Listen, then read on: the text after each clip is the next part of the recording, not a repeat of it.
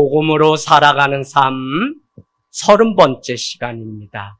여러분은 지난주 룻기의 말씀이 여러분의 마음속에 기억나고 함께 했어요. 하나님의 말씀이 늘 기억나야 되는데, 그리고 그 말씀으로 우리가 살아내야 되는데, 그 이유는 다른 데 있지 않고 우리 인생의 정답은 바로 복음이기 때문에 그렇습니다. 그런데 더 놀라운 일은 말씀의 정답은 말씀대로 살아가는 우리의 삶이라는 이 사실을 놓치지 말아야 돼요. 그래서 너희는 세상의 빛과 소금이 되라고 하였는데, 그 일을 위해서는 늘 주님의 말씀이 리멤버, 기억나는 삶이 있어야 돼요. 여러분, 우리는 베드로가 그제서야 밖에 나가 심히 통곡하며 울었던 그 이유가 주님이 너가 닭이 3번 울 때야 나를 부인하리라 하신 그 말씀이 기억나서 그렇게 된 것입니다. 기억이라고 하는 단어는 예배의 가장 중요한 요소인데, 2000년 전에 예수 그리스도께서 십자가에 달려 돌아가신 그 사건, 그런가 하면 하나님이 그 아들을 나를 위해서 복이 있다며 주신 그 사건, 또 한 주 내 삶 가운데 우리 공동체 안에 하나님이 주신 그 사랑을 기억하고 감사하고 나도 나가서 이와 같이 재현하겠다고 하는 이 3가지의 요소가 예배 가운데 너무 중요합니다. 그런 면에서 여러분, 우리는 걸어다니는 성경책이라고 할 수 있습니다. 말씀 없이 살면 두드러지는 우리 안에 특징이 있는데, 말씀을 기억하거나 말씀으로 살지 않는 성도의 삶은 습관대로 살게 되어 있습니다. 말씀대로 살아가는 삶이 습관보다 우리의 삶에 먼저 돼야 우리는 새로운 변화와 도전이 일어날 수 있는데, 내 삶이 그날이 그날 같다면, 아무 의욕도 기쁨도 없다면 사실은 습관대로 그렇게 살아가는 것이죠. 여러분, 이 습관이 얼마나 영적으로 적이 되냐면, 게으르고 내일 하겠다고 미루는 모든 일들이 다 습관이에요. 그러나 여러분 잘 아시는 것처럼 내일이라고 하는 것은 하나님이 주셔야 누릴 수 있는 시간이지, 믿는 우리에게는 오늘, 지금, 현재 이 시간밖에 없다는 종말론적인 신앙을 가지고 살 때 우리는 깨어서 하나님의 일하심을 바라보며 살아가는 것이죠. 여러분, 저는 점점 더 우리가 살아갈수록 올 한 해 우리가 주제를 걸었던 것처럼 복음으로 사는 이 일이 너무 중요해요. 세상에 가면 어떻게 자기 경영하고 처세술을 맺고 사람 관계는 어떻게 해서 한 사람을 얻고 친구를 얻을 수 있는지, 사업 파트너를 만들 수 있는지 무수히 많은 책들이 있어요. 영화가 그렇고 드라마가 그렇고 많은 이야기들이 다 세상 살아가는 이야기입니다. 하물며 이 강단에서도 복음이 회복되지 않으면 여전히 세상의 이야기를 늘어놓고 그 사탕발림에 우리가 속게 돼요. 여러분, 이렇게 하면 서울대 갑니다. 이렇게 하면 돈을 법니다. 이렇게 하면 사업이 확장됩니다. 등과 같은 많은 이야기들을 우리는 기복신앙이라고 얘기해요. 여전히 한국 강단의 기복신앙, 그래서 우리는 율신 하나님을 믿고 오늘 이 자리에 모였으며, 우리가 추구하는 것은 오직 복음, 가스펠인데 우리는 이것을 놓치고 있다고요.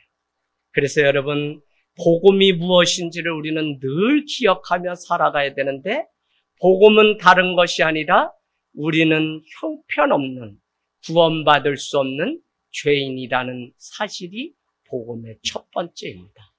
그래서 기쁜 소식이 가스펠 복음인데, 그 기쁜 소식으로 들려지려면 내가 어떤 존재인지를 먼저 알아야 되는데, 우리라고 하는 여기에 있는 존재는 말씀이 뭐라고 얘기하냐면, 하나님이 생기를 불어넣어 한 인간을 만들었는데, 아담과 하와의 불순종으로 인해서 우리는 타락하게 되었고, 그 죄를 짓게 되었는데 그 결과는 사망이라는 것입니다.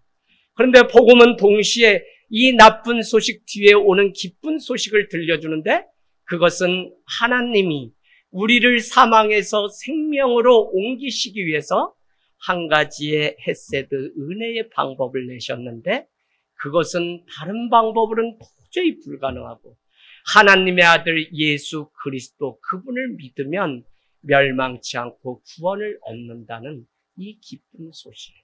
그래서 이 강단에서는 다른 것이 전해지면 안 되고 우리의 죄된과 죄인을 구하러 오신 하나님의 헤세드, 인애하신 자비하심의 결과가 결국 예수 그리스도 독생자 한 분을 십자가에 나를 위해 대신 죽게 하였다라고 하는, 누구든지 저를 믿으면 멸망치 않고 구원을 얻는다고 하는 이 놀라운 소식, 이것이 복음의 핵심이에요. 그래서 여러분, 우리는 성경을 아무리 읽고 대해도 이 성경 안에는 다시 반복합니다.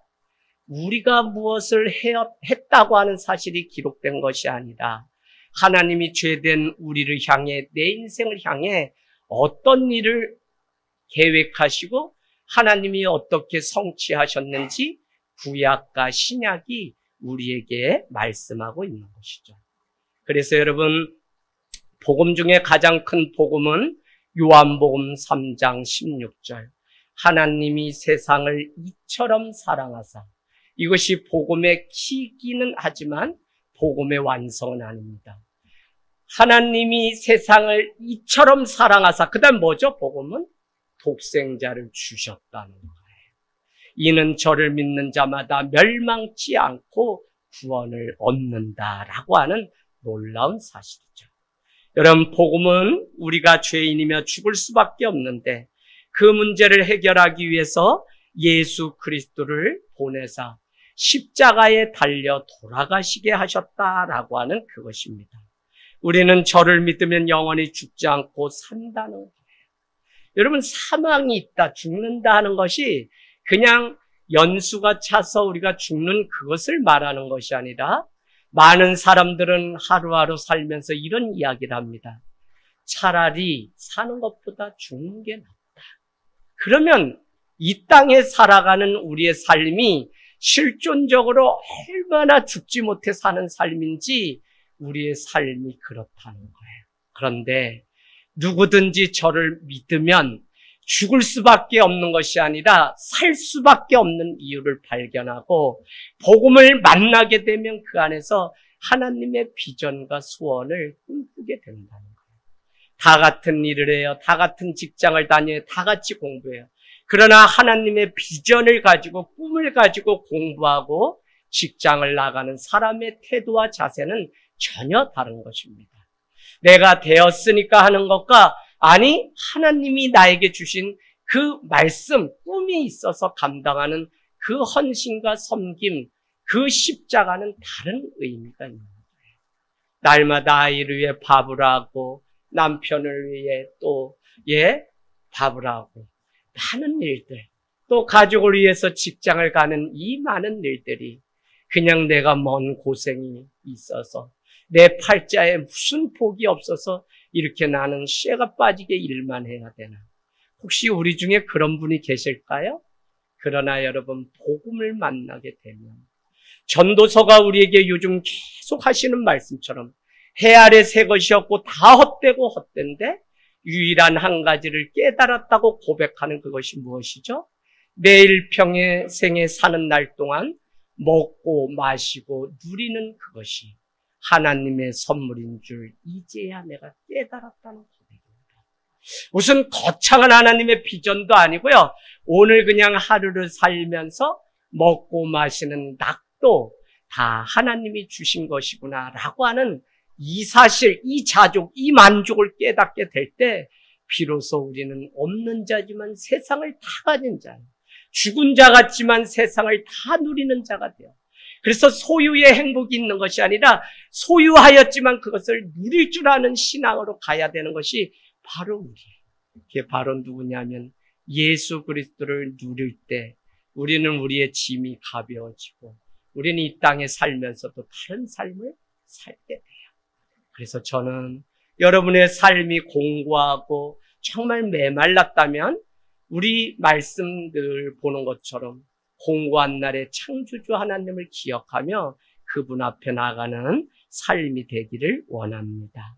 복음이신 예수 그리스도 앞에 문제가 있기 때문에 도리어 나와서 그분으로 인해서 살 때 우리 삶에 예수 그리스도는 선물일 뿐만 아니라 내 인생을 완전히 바꿉니다. 여러분, 우리 고3 아이들이 있어요. 어떻게 해서든지 대학만 가면 된다.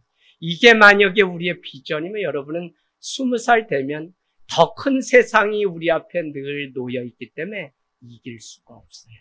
그러나 내가 믿음 가운데 하나님이 주신 비전과 꿈이 준비되어 있으면 그 사람은 점점 더 큰 세상 앞에서도 오히려 하나님을 찾고 예수 그리스도를 준비되어 있어요. 그래서 늘 우리의 삶이 지금이 중요하고 현재가 중요하고 내가 어떤 일을 하면 그 일을 할 때 어떤 마음으로 하고 있는지가 우리의 신앙이에요. 그래서 여러분, 우리는 금요오직 기도회를 통해서 믿음은 하나님으로부터 모든 것이 시작되고 왔다는 이 사실을 인정하는 거, 이게 믿음이라고요.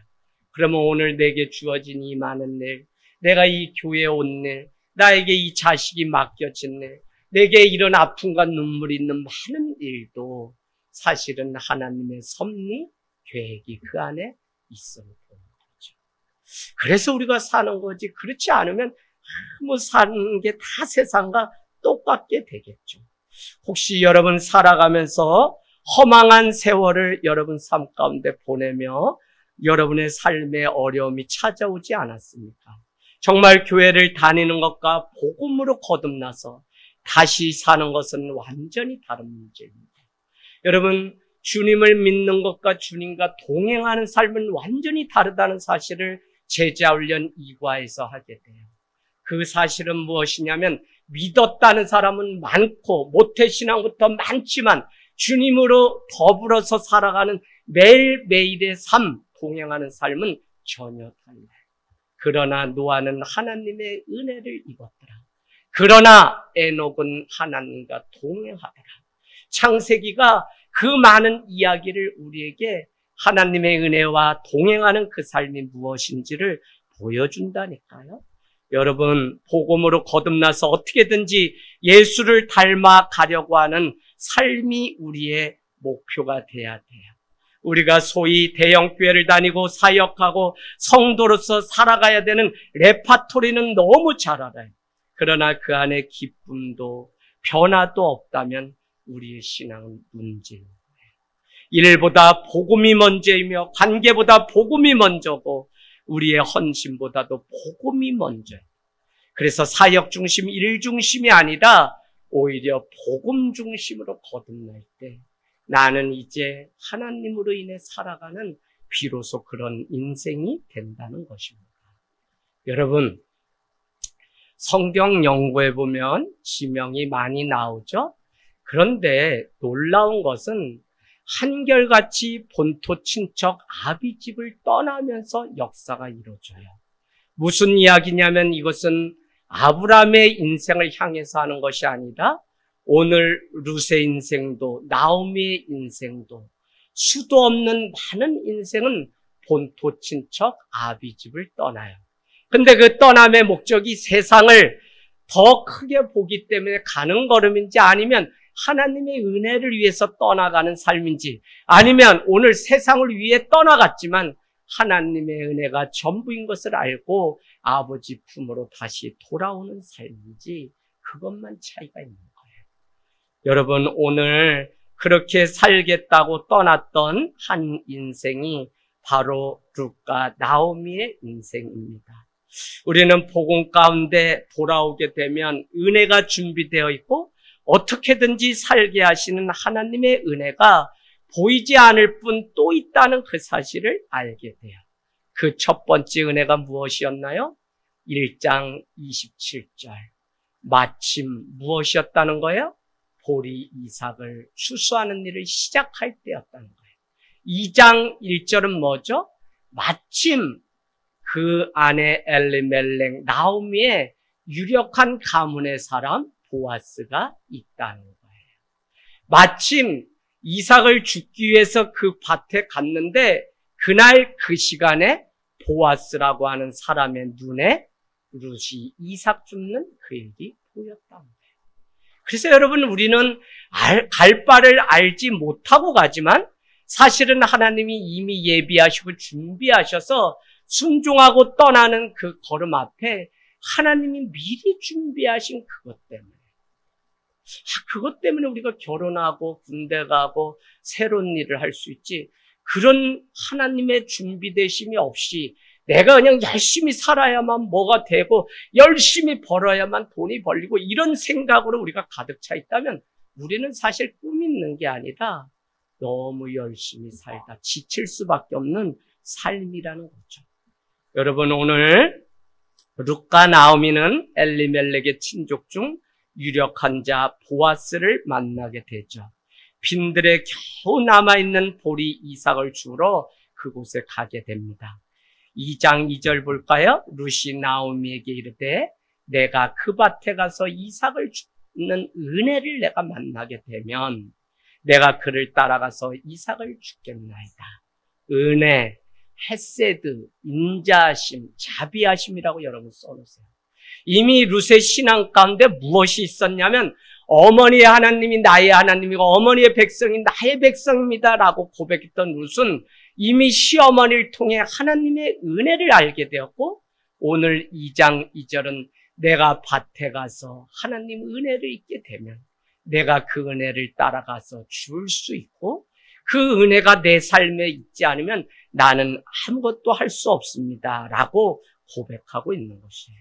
오늘 룻과 나오미의 인생은 우리가 잘 아는 것처럼 당장 돌아왔지만 살 집도 먹을 것도 없는 인생입니다. 룻은 오늘 3절을 보니까 베는 자를 따라 밭에서 이삭을 줍게 되는데, 그때 우연히 보아스가 그 밭에 오게 되죠. 하지만 마침의 은혜가 그곳에 기다리고 있었죠. 4절 말씀은 베들레헴으로부터 때마침 누가 돌아왔냐면 보아스가 돌아왔다는 거예요. 여러분, 정말 이 보아스도 베들레헴의 성전이 있고 그곳이 마치 한 성읍, 폴리스, 한 마을의 가장 중심이었던 그곳에 갔다. 이렇게 때마침 시간이 돼서 돌아와서 그가 한 것이 무엇이냐면 자기 밭에 마침 돌아오게 되었다. 그러니까 여러분, 뭐가 보여서 뭐가 해서가 아니라 그는 자기의 업무를 보다가 베들레헴에서 이곳 밭으로 오게 되었는데, 그때 눈에 드러난 사람이 바로 룻이라고 하는 여인이었다는 것입니다. 그는 보아스는 돌아와서 사환들, 벼를 베는 보리를 베고 있는 자들을 축복하게 되고, 그 사환들도 그의 주인이었던 보아스를 여호와의 복이 당신에게도 임하기를 원합니다 라고 하는 게 4절로 끝이 나요. 우리는 살아가면서 하나님의 은혜가 어디에 있을까? 하나님의 은혜가 저 하늘에서 떨어지는 것일까? 별별 생각을 다 하게 됩니다. 그런데 가장 중요한 것은 하나님의 은혜는 내 인생의 길목 위에 준비되어 있다고요. 오늘 하루를 살아가면서 만나는 사람, 만나는 사건, 만나는 많은 일들 속에 하나님의 은혜가 이미 준비되어 있다고 하는 이것을 믿는 자가 꿈이 있고 비전이 있는 것이지, 내가 노력한 만큼만 먹고 산다면 그게 무슨 꿈이 있어요. 여러분, 오늘을 살아가는 우리 인생의 걸음마다 하나님은 보이지 않는 은혜를 준비하시고 계십니다. 다만 그것을 발견하고 감사하는 자가 그 은혜를 보는 것이죠. 아무리 힘들어도 하나님은 우리를 위해서 은혜를 준비하고 계세요. 그것도 많은 만남을 통해서 말입니다. 그래서 은혜는 그냥 입을 벌리고 있으면 저 하늘에서 떨어지는 게 아니라 우리의 일상 속에 만나는 많은 사건과 사람을 통해서 우리 가운데 드러난다는 것입니다. 어찌 보면 하나님이 누구시냐라고 묻는다면 하나님은 우리보다 앞서서 은혜를 준비하고 계신 분입니다. 할렐루야. 이 사실이 우리의 삶 가운데 날마다 되뇌이고 날마다 우리가 그 고백이 있을 때 한치 앞을 볼 수 없는 세상 가운데서도 그분을 믿는 믿음으로 한 걸음 나갈 수 있는 것이죠. 여러분 5절 말씀 하나님이 은혜를 준비하시고 하나님은 우리를 기다리고 계시는데 5절 같이 읽습니다. 시작.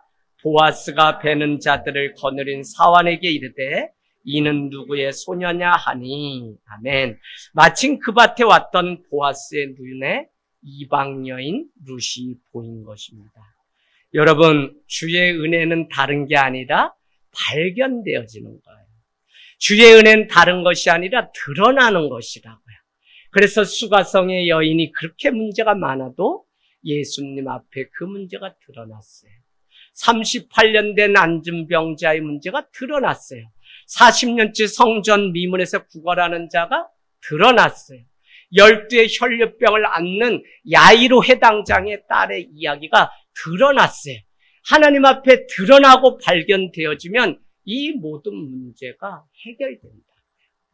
그래서 공동체는 내 혼자 내 믿음을 지키는 게 아니라 내 문제가 계속 공동체와 하나님 앞에 드러내는 것이지 혼자 숨겨서 내가 해결하려고 하면 혼자 그렇게 살다 죽는 거예요.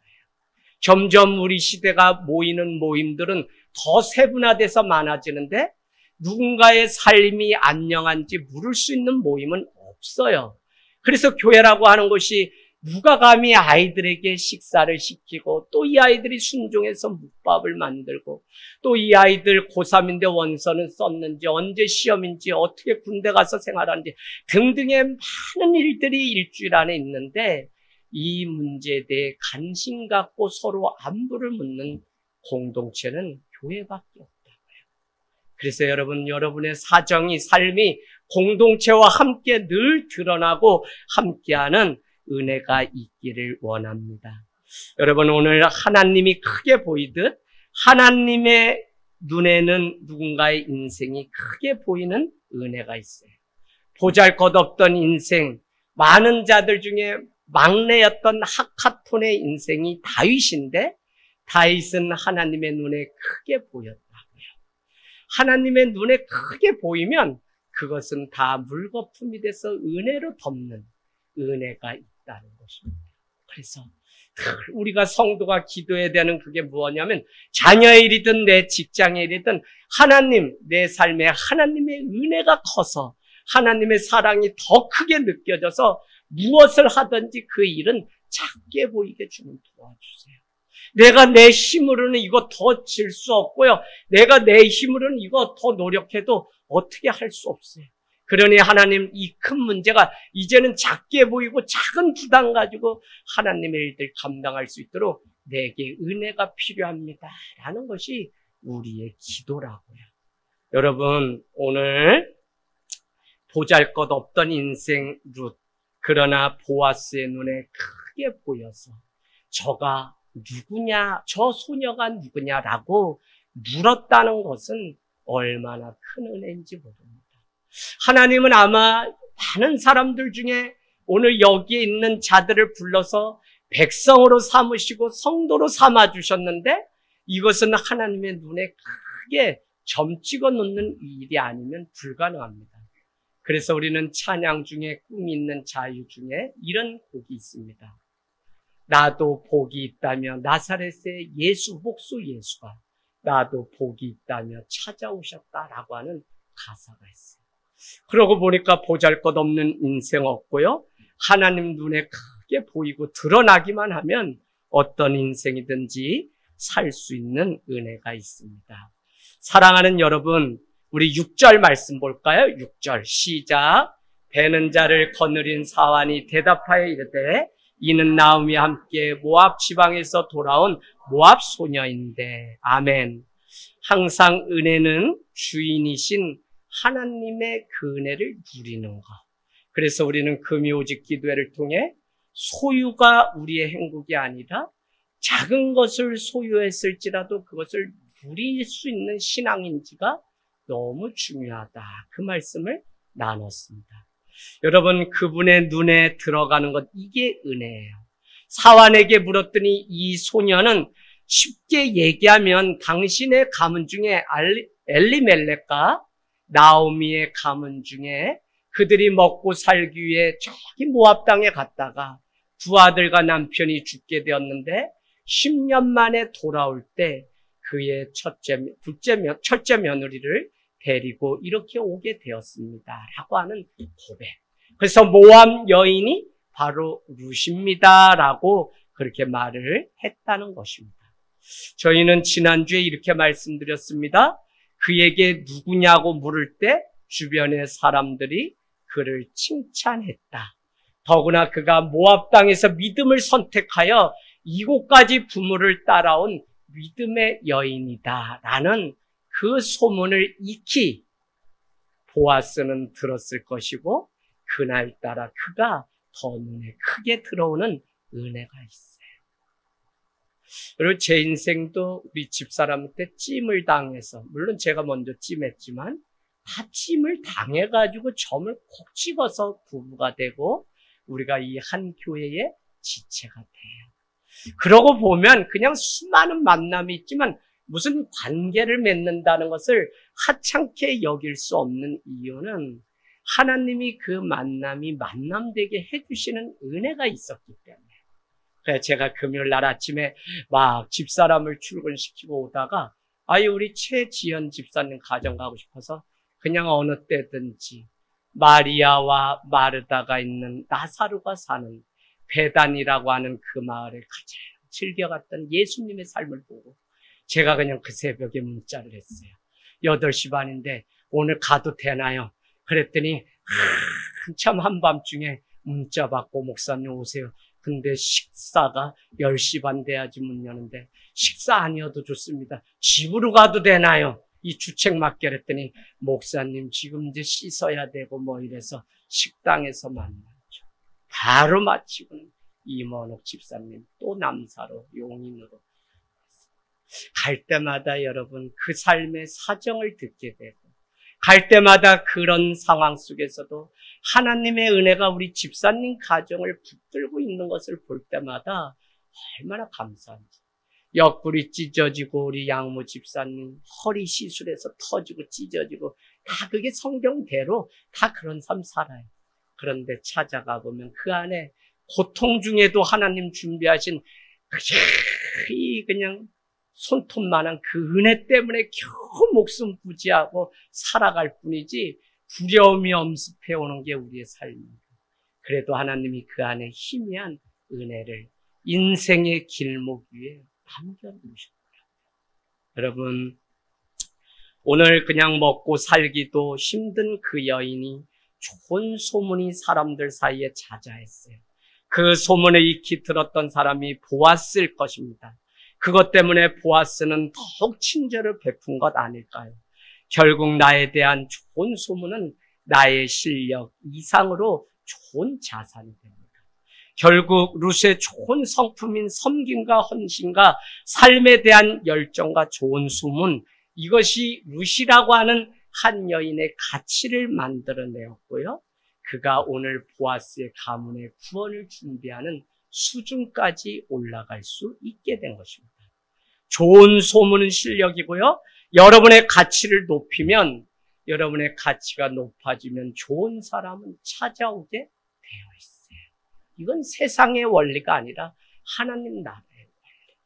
어제 여러분 부끄럽지만 한밤중에 문자가 와서 무슨 문자나 했더니 우리 장혜선 집사님이 문자를 막 주셨어요. 그래서 뭐나 했더니 자랑이 앞에 쭉 늘어져 있는데 자랑은 아니죠. 남편이 아내를 위해 또 성경책 새 것을 사줘서 기독교 백화점을 갔는데 주인 왈 어떤 교회 다니시나요 집사님 했더니 하늘땅교라고 했다는 거예요. 그랬더니 그분이 거짓말 안 하고 10분을 제 칭찬을 얼마나 했는지. 저는 그냥 이래서 좋다는 것보다 참 잘 살아야 되는 게. 여러분 하늘땅교회가 주보에도 목회서신에도 썼지만 다 새로운 곳에서 오시는 분들 어떻게 오시게 되었나요 하면 이 교회가 사랑이 뜨겁다고 해서 제가 오게 됐습니다. 기도가 뜨겁다고 해서 왔습니다. 라고 고백하는 이야기를 들을 때마다 참 소문이 얼마나 중요한지. 그래서 소문난 식당 또 교회는 공통점이 있죠. 좋은 재료를 쓴다. 좋은 맛이 있다. 그 다음에 좋은 소문이 있다는 거예요. 똑같아요. 무슨 하나님의 나라의 원리는 뭐 다르고가 아니라 이 세상도 하나님이 만들어 놓으셨기 때문에 좋은 소문이 곧 실력이에요. 이걸 준비해야만 대학을 가고 뭘 해도 또 직장을 가고 막 그래요. 우리 아이들 친구 중에 전문대를 나와서 실습을 간 우리 사랑하는 아들이 있어요. 근데 우리 형빈이가 딱 해서 근면하게 남들보다 30분 먼저 가고 늘 하니까 4년제들만 취업을 할 수 있는 그 회사 실습 갔다 정직원으로 그냥 채용이 돼서 월급을 얼마 받는지 제가 아직 묻지는 않았지만 얼마나 기쁜지.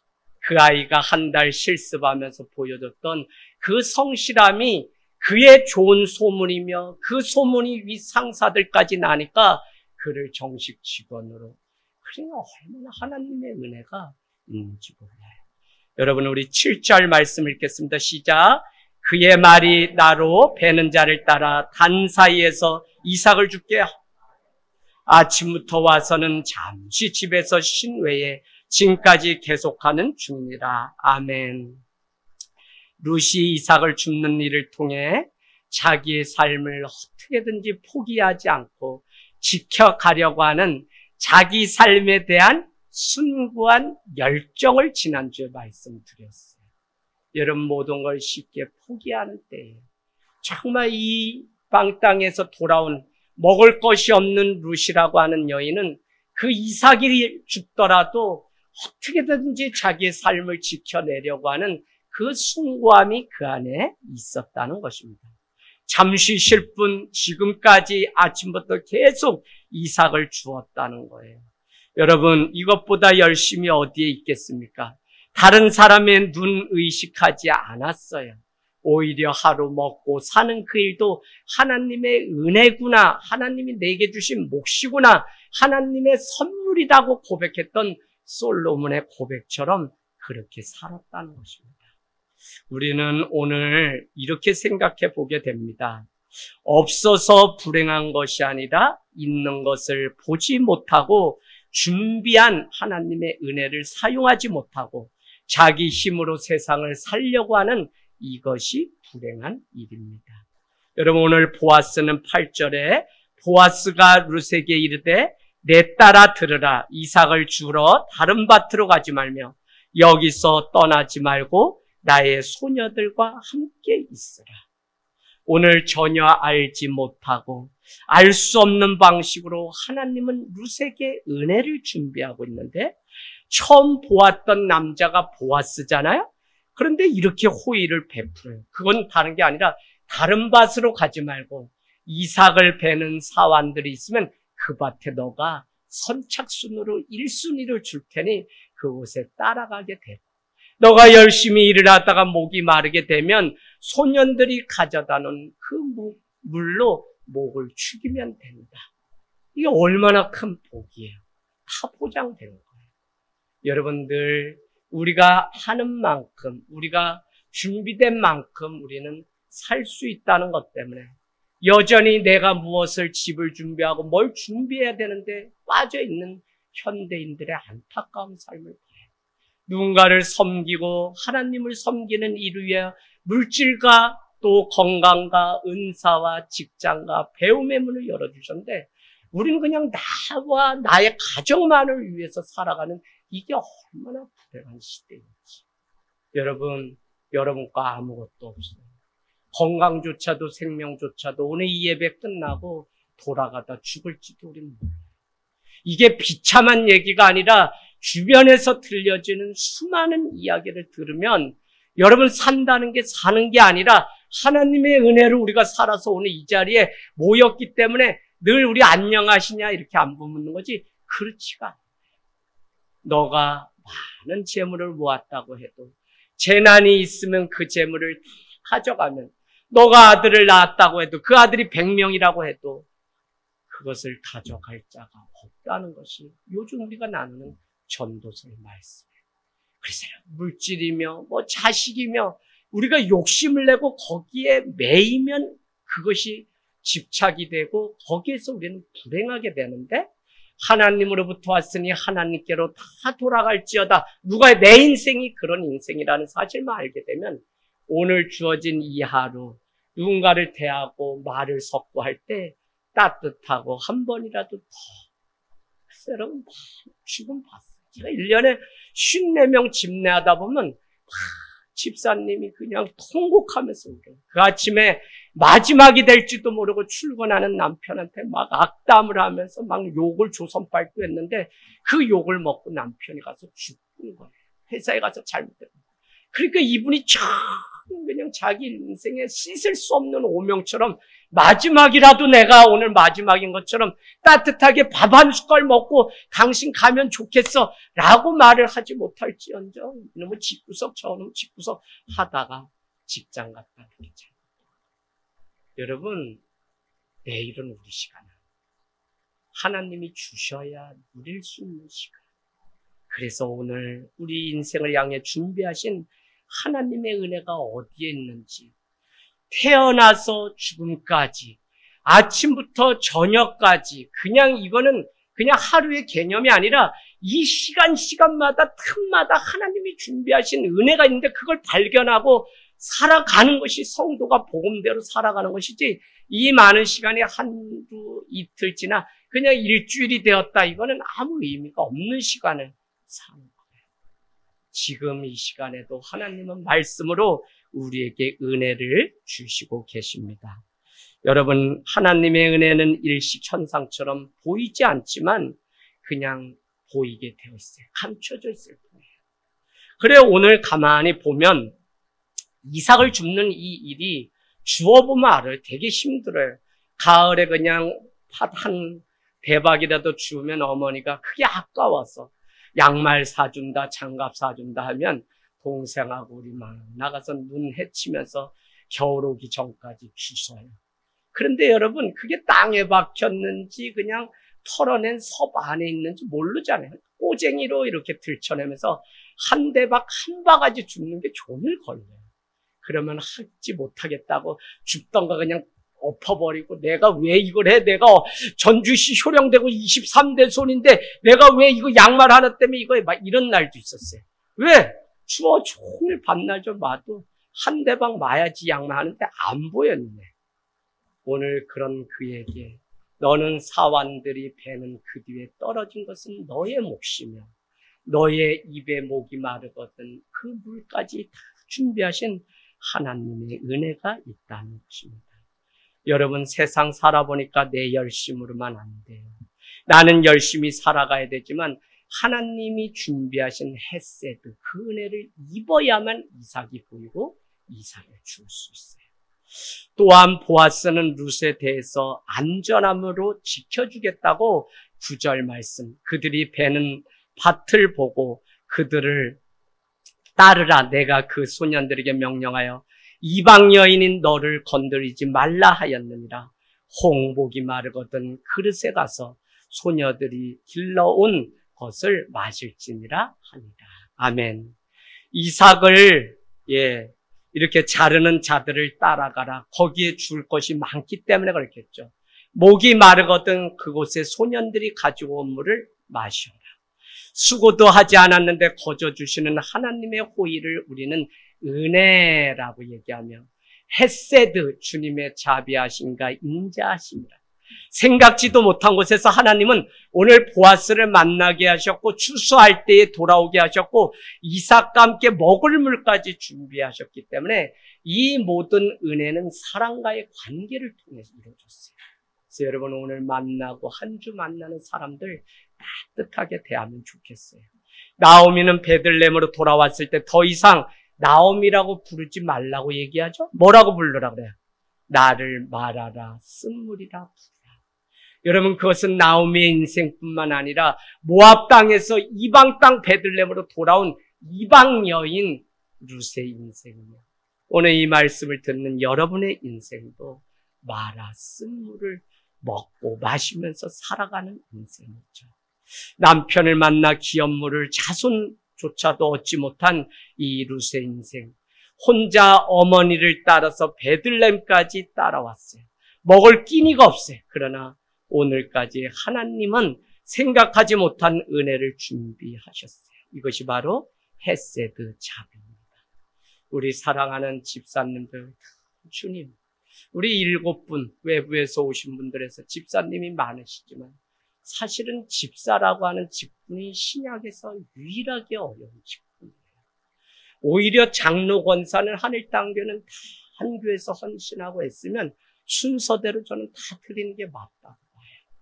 집사의 때 여러분 헷세대의 은혜가, 왜냐하면 이 젊었을 때 좀 더 준비해야지, 좀 더 뭐 해야지 때문에 하나님의 은혜는 이미 준비되어서 그것을 먹고 마셔도 되는데도 여전히 내가 내 인생 자식 위해서 뭐 위해서 산다고 하다가 해를 입을 정도로 그 소유를 하려고 하는 모습들을 보게 돼요. 사랑하는 여러분, 정말 주님은 우리에게 헷세드의 주님. 에레미야가 3장은 내가 바벨론의 포로로 잡혀가서 대선지자 예레미야는 눈물이 뺨에 흘러서 내 양식이 되었다. 그 많은 친구들도 내가 포로되어 이방 땅에 가니 나를 다 버리고 떠났다는 거예요. 그러면서 에레미야 애가 3장 1절은 하나님이 나를 관역 삼아 화를 삽니다. 하나님이 내 가는 길마다 지름길을 다 돌을 막아서 첩경을 막으시고 하나님이 내 뼈를 꺾으시고 나에게는 날마다 고난에 쓴 담즙을 주셨는데 이 아침에 그 고난을 생각하니 주의 성실하심이 크도소이다 라고 한 거예요. 여러분 상담학 공부해보면 그냥 이 고난을 뭐 술 한 잔에 빨리 잊어야지 이러면 잊는 게 아니에요. 그 고난을 기억하고 또 기억하되 그 고난 안에 하나님의 섭리가 어디에 있는지, 하나님의 감춰진 헤세드 그 자비하심과 인내하심이 어디에 있는지를 깨닫게 되면 그 고통에서 벗어나게 되는데 이렇게 고백해요. 이 아침에 주의 성실하심이 크도소이다. 그러면서 뭐라고 얘기하냐면 에레미야 애가 3장에 보면 주님의 본심은 우리가 고생함이 아니라 행복하기를 원하며 너희가 잠잠히 기다림이 좋도다. 구원이 이에서 나니라. 그리고 오늘 돌아가시면 지금까지 내가 살아오면서 하나님의 감춰진 그 헤세드 100가지 한번 적어보세요. 안 되시면 한 주 살면서 10가지의 그 헤세드, 하나님의 은혜가 내 삶에 있었구나. 그거 발견하는 한 주가 되기를 원합니다.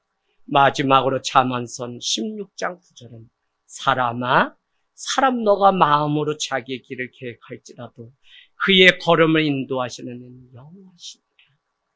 또한 잠언 18장 10절은 여호와의 이름은 견고한 망대라. 의인이 그리로 달려가서 안전함을 얻으리라. 아직 우리 인생 본론 오지 않았습니다. 여러분 끝까지 가는 것이 복음입니다. 가보면 우리의 삶을 바꾸시고 준비하신 헤세드가 기다리고 있습니다.